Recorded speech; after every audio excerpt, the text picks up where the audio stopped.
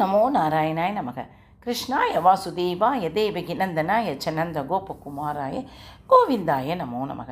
நான் பாலகோபால பக்தி லதா பேசுகிறேன். அனைவரும் சப்ஸ்கிரைப் பண்ணுமாறு வேண்டிக் கொள்கிறேன். யாருக்காக? நம் கிருஷ்ணன் குட்டியினுடைய அருளை பெறுவதற்காக. இன்றைக்கு பார்க்க போகும் மோட்டிவேஷன் என்னன்னு பார்த்தீங்கன்னா,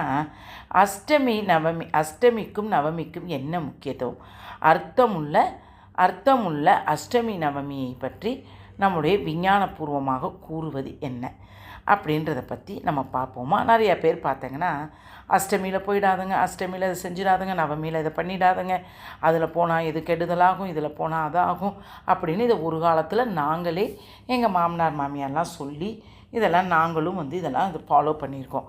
ஆனால் இப்போ விஞ்ஞானபூர்வமாக ஆன்மீக கருத்து என்னன்னு பார்த்தீங்கன்னா, அஷ்டமி அன்றும் நவமி அன்றும் கிளம்பும் ரயில்கள் என்ன நடுவழியிலே நிற்கிறது, அதே நாளில் கிளம்பும் விமானங்கள் கடலில் விழுந்து விடுகிறதா? பகுத்தறிவுக்காரர்கள் நிறைய பேர் கேட்குறாங்க. எதுக்கு உங்கள் நாட்டிலலாம் இப்படி சொல்கிறாங்க? நம் முன்னோர்கள் முட்டாள்கள் அல்ல. எதுக்கு சொல்லியிருக்கிறாங்கன்னா, அதன் அவங்க எதாச்சியாக சொல்லியிருக்காங்க. ஆன்மீகபூர்வமாக அறிவுபூர்வமாக உணராமல் ஏதோ நம்ம சொன்ன அஷ்டமியில் போகக்கூடாதா, அப்படியா, கெடுதல் போல் அப்படின்னு தான் நம்ம எல்லாருமே ஏற்றுக்குவோம். ஆனால் இப்போ உள்ள காலகட்டத்துக்கு யார்கிட்ட சொன்னாலும் அதுக்கு என்னம்மா அர்த்தம், அதை சொல்லிவிட்டு சொல்லுங்களேன் அப்படின்னு கேட்குறாங்க. அதுக்கு என்னன்னு பார்த்தீங்கன்னா, நம் முன்னோர்கள் அஷ்டமி அன்றும் நவமி அன்றும் நல்ல காரியங்கள் ஏன் செய்வதில்லை, அதற்கு என்ன காரணம், அதில் தான் விஞ்ஞானம் இருக்கிறது. நம் முன்னோர்களில் வானியல் அறிவில் அதில் பளிச்சிடுகிறது. என்னன்னு பார்த்தீங்கன்னா, முன்னோர்களின் வானியல் அதில் பளிச்சிடுதான். என்னன்னு பார்த்தா, கிருஷ்ண பரமாத்மா அஷ்டமி அன்று பிறந்ததால் ஒரு மிகப்பெரிய போரை நடத்த வேண்டி இருந்ததாம்.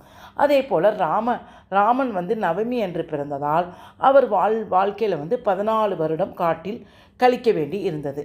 இதுதான் காரணமாம். அதனால தான் பார்த்தீங்கன்னா, சீதான்னு பேர் வைக்க மாட்டாங்க, ராதைன்னு பேர் வைக்க மாட்டாங்க. இதெல்லாம் ரொம்ப கஷ்டப்படுவாங்க அப்படின்றதுக்கு தான் இதெல்லாம் சொல்லி அப்போல்லாம் சொல்லுவாங்க. இந்த பேரெல்லாம் வைக்கக்கூடாது, ஐயோ சீதான்னு வச்சா சீதா மாதிரி கஷ்டப்படுவாங்க அப்படின்லாம் சொல்லுவாங்க. இது என்ன இதுக்கு காரணம் அப்படின்னு பார்த்தாங்கன்னா, அதனால தான் அந்த அஷ்டமி நவமிக்கு, அதாவது பூமி தன்னைத்தானே சுற்றி கொள்வதை ஒரு நாள் என்று சொல்கிறோம். அதே பூமி தன்னைத்தானே சுற்றி கொண்டு சூரியனை சுற்றி வருவதை ஒரு வருடம் என்கிறோம். ஃபஸ்ட்டு என்ன, தன்னைத்தானே சுற்றி கொள்வதே, அதே பூமி தன்னை சுற்றி கொண்டு சூரியனை வலம் வருவதை ஒரு வருடம் என்கிறோம். அதுபோல் நிலவு தன்னைத்தானே சுற்றி கொண்டு பூமியை சுற்றி வருவதை ஒரு மாதம் என்கிறோம். இதெல்லாம் நாங்கள் இப்போ வாழ்க வளமுறையில் படிச்சிருக்கிறோம். அதனால்தான் மாதத்திற்கு திங்கள் என்று பெயர் உண்டு. திங்கள் என்றால் சந்திரன். மாதத்திற்கு ஒரு நாள் தான் அது சுற்றி வருமா. நிலவு இருக்குல்ல, நிலவுனா என்ன, சந்திரன். அது தன்னைத்தானே சுற்றி கொண்டு பூமியை சுற்றி வரும்போது, அது மட்டும் அது சுற்றி வரும்போது ஒரு மாதம், அது பூமியை சுற்றி வரும்போது ஒரு பாதி சுற்று 15 நாட்கள் அமாவாசையாகவும் அடுத்த 15 நாள் சுற்று பௌர்ணமியும் என்று சொல்கிறோம். அமாவாசைக்கும் பௌர்ணமிக்கும் இடைப்பட்ட 8வது நாளையே அஷ்டமி என்று சொல்கிறோம். இது நம்ம அனைவருக்கும் தெரியும். அதெல்லாம் இப்போதாம்மா எங்களுக்கே தெரியுது. என்ன சொல்கிறோம், ஒரு மாதத்திற்கு 2 அஷ்டமி வரும். தேய்பிறை அஷ்டமி என்றும் வளர்பிறை அஷ்டமி என்றும் சொல்கிறோம். சரியாக அஷ்டமி தினத்தன்று நாம் வாழும் பூமியானது சூரியனுக்கும் சந்திரனுக்கும் நடுவில் போய் இருக்குமா. அப்போ அந்த வேளையில் சூரியனின் சக்தியும் சந்திரனின் சக்தியும் பூமியை தங்கள் பக்கம் இழுப்பதால் ஒரு விதமான வைப்ரேஷன் ஏற்படுமா. அந்த வைப்ரேஷன் பூமியில் உள்ள அனைத்து ஜீவராசிகளுடன் எதிரொலிக்குமா.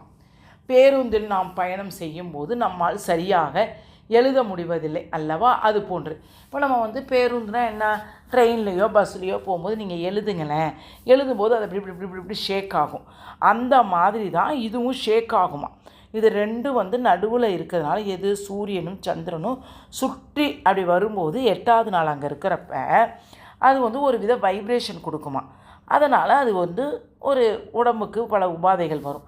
இதன் காரணமாக எந்த ஜீவராசியாக இருந்தாலும் ஒரு நிலையான முடிவை எடுக்க முடியாது. அந்த வேலைகளில் நாம் எடுக்கும் முடிவு நிலையற்றதாக இருக்கும். பாருங்கள், எவ்வளோ அழகாக சொல்லியிருக்காங்க பாருங்கள். அதனால தான் அஷ்டமியில் ஒரு நல்ல காரியம் செய்யாதுங்க, நவமியில் ஒரு நமக்கு மூளையும் வேலை செய்யாதான். எடுக்கிற கரெக்டாக ஸ்ரத்தையாக எடுக்க முடியாதான். அதனால தான் நல்ல நாள் பாருங்கள், பெருநாள் பாருங்கன்றது. ஒவ்வொன்றுக்கும் ஒரு சாஸ்திரத்துக்கும் ஒரு விஞ்ஞானபூர்வமாக அறிவு இருக்குது பாருங்கள். நவமி கழித்த பிறகே பூமி தனது இயல்பு நிலைக்கு திரும்பும். அப்போதுதான் மனிதர்கள் உட்பட அனைத்து ஜீவராசிகளுடைய மனமும் நிலை பெறும்ன்றாங்க. என்ன ஒரு அர்த்தம்! அதனால்தான் அஷ்டமி அன்றும் நவமி அன்றும் நவநாளிகை வரை எந்த முடிவையும் எடுக்கக்கூடாது என்று நம் முன்னோர்கள் முடிவெடுத்திருக்கிறார்கள். அவர்கள்லாம் என்ன செஞ்சாங்க? இதெல்லாம் அந்த காலத்தில் ரிஷிகள், முனிவர்கள், சித்தர்கள் இதெல்லாம் கரெக்டாக சொல்லி ஓலைச்சுவடியெல்லாம் எழுதி வச்சுருக்கிறதுனால தான் இப்போ ஆராய்ச்சி பண்ணி கண்டுபிடிக்கிறாங்க. அப்போ பெரியவங்களுக்கெல்லாம் தெரியாது. அப்போ எங்கள் அம்மாவோட பாட்டி, அவங்களோட பாட்டி இப்படி சொல்லும்போது, எப்போ 8ஆம் நாள் ஒன்றும் செய்யக்கூடாது, அமாவாசை 8, 9 நாள் ஒன்றும் செய்யக்கூடாது, ஊருக்கே போயிட்டு திரும்பி அம்மா வீட்டிலேருந்து வந்தால், ஐயோ அஷ்டமியில் வந்துடாத, நவமியில் போகாத, இப்படிலாம் சொல்லுவாங்க. நான் நினச்சிப்பேன், என்னடா அஷ்டமி, நான் இப்போல்லாம் என்ன தெரியுமா எதையுமே நம்புறதில்ல. ஏன்னா நம்ம இப்போ கடவுளுடைய சக்தியை நம்ம பெற்றுக்கிட்டு இருக்கிறதுனால, அஷ்டமி சப்போஸ் ஏதோ ஒரு எக்ஸாமே எழுத வருது, ஒரு ஃபார்ம் ஃபில்லப் பண்ண வருது, அப்போ என்ன செய்வேன்? அப்போ உங்களுக்கு இதை தான் சொல்கிறேன். அஷ்டமி என்று ஏதாவது ஒரு வேலை, தவிர்க்க முடியாத வேலை வந்துச்சுன்னா கவலையே படாதுங்க. அப்படியே ஒரு நிமிஷம் ஒரு மெடிடேஷன் பண்ணி கிருஷ்ண பரமாத்மா நினச்சிட்டு மேலே பாரத்தை போட்டு இதை நான் நிரப்புறேன். நவமி அன்னைக்கு என்ன? ராமநவமி. உங்கள் மேலே பாரத்தை போட்டு நான் இதை எழுதுகிறேன். இப்படி ஆஞ்சநேயர் இவங்களெல்லாம் நீங்கள் நினச்சிட்டு செஞ்சாங்கன்னா கட்டாயம் உங்களுக்கு சக்ஸஸ்ஃபுல் தாம்மா. இப்போ அப்படி தான். ஏன்னா எங்கள் வீட்டில் இருக்கிறவங்களாம் அப்படி தான் சொல்லுவாங்க.